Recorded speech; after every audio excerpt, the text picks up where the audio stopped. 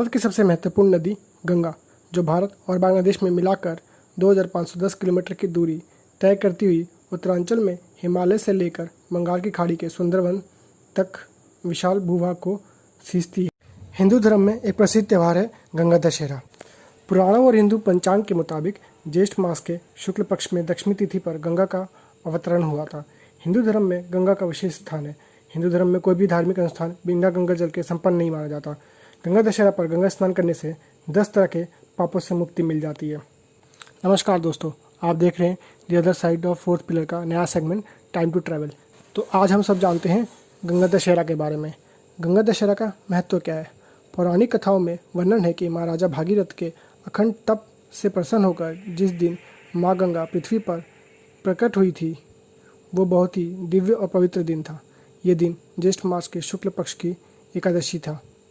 पृथ्वी पर माँ गंगा का अवतरण दिवस को गंगा दशहरा मनाया जाता है।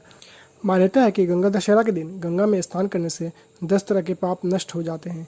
इसमें पराई स्त्री के साथ समागम, बिना आज्ञा या जबरन किसी की वस्तु लेना, कटु वचन का प्रयोग, हिंसा, किसी की शिकायत करना, असत्य वचन बोलना, असंबद्ध प्रलाप, दूसरे की संपत्ति हड़पना या हड़पने की इच्छा, दूसरे को हानि पहुंचाना या ऐसी इच्छा रखना और बेवजह बातों पर प्रचलित शामिल है।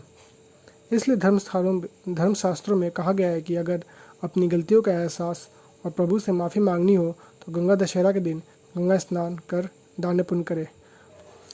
गंगा दशहरा की पूजा की विधि। मान्यताओं के अनुसार गंगा दशहरा के दिन प्रातः गंगा स्नान करना चाहिए। संभव ना हो तो पास की किसी नदी या तालाब में ही स्नान करना चाहिए। इसके बाद भगवान का पूजा पाठ करने के साथ ही गरीबों ब्राह्मणों को दान दक्षिणा देना चाहिए। ऐसा करने से सिर्फ अनजाने में किए गए पापों से मुक्ति मिलती है। गंगा दशहरा के दिन इन चीज़ों का दान करना चाहिए। इस दिन दान में सत्तू, मटका और हाथ का पंखा दान करने से दोगुना फल प्राप्त होता है। गंगा दशहरा के दिन श्रद्धालु जन जिस भी वस्तु का दान करे उनकी संख्या 10 होनी चाहिए। जिस वस्तु से भी पूजन करे उनकी संख्या भी 10 होनी चाहिए। ऐसा करने से शुभ फलों में और अधिक वृद्धि होती है। इस दिन लोग अपने घर में आटे की या रुई की गुड्डा गुड़िया बनाते हैं, फिर उनकी शादी करा के अगले दिन गंगा में बहा देते हैं। आटे के गुड्डा गुड़िया बनाने से फ़ायदा ये होता है कि गंगा में बहाने के बाद वो मछलियों का भोजन बन जाता है। अपने अपने घरों में चने के दाल के पराठे भी बनाकर खाते हैं। वर्तमान में कोरोना के चलते गंगा स्नान संभव नहीं है, तो घर में स्नान के जल का गंगा जल डालकर स्नान कर ले। इसमें भी गंगा में डुबकी लगाने जैसा ही फल मिलेगा। भागीरथ ने गंगा को पृथ्वी पर लाने के लिए ब्रह्मा जी की तपस्या की थी।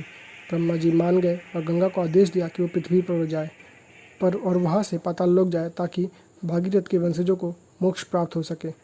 गंगा को यह काफ़ी अपमानजनक लगा और उसने तय किया कि वो पूरे वेग के साथ स्वर्ग से पृथ्वी पर गिरेगी और उसे बहा ले जाएगी। तब भागीरथी ने घबराकर शिव जी से प्रार्थना की कि वे गंगा के वेग को कम कर दें। गंगा पूरे अहंकार के साथ शिव के सिर पर गिरने लगी, लेकिन शिव जी ने शांतिपूर्वक उसे अपनी जटाओं में बांध लिया और केवल उसकी छोटी छोटी धाराओं को ही बाहर निकलने दिया। शिव जी का स्पर्श प्राप्त करने से गंगा और अधिक पवित्र हो गई। पाताल लोक की तरफ जाती हुई गंगा ने पृथ्वी पर बहने के लिए एक अन्य धारा का निर्माण किया, ताकि अभागे लोगों का उद्धार किया जा सके। गंगा एकमात्र ऐसी नदी है जो तीनों लोकों में बहती है, स्वर्ग, पृथ्वी तथा पाताल। इसलिए संस्कृति भाषा में उसे त्रिपथगा भी कहते हैं।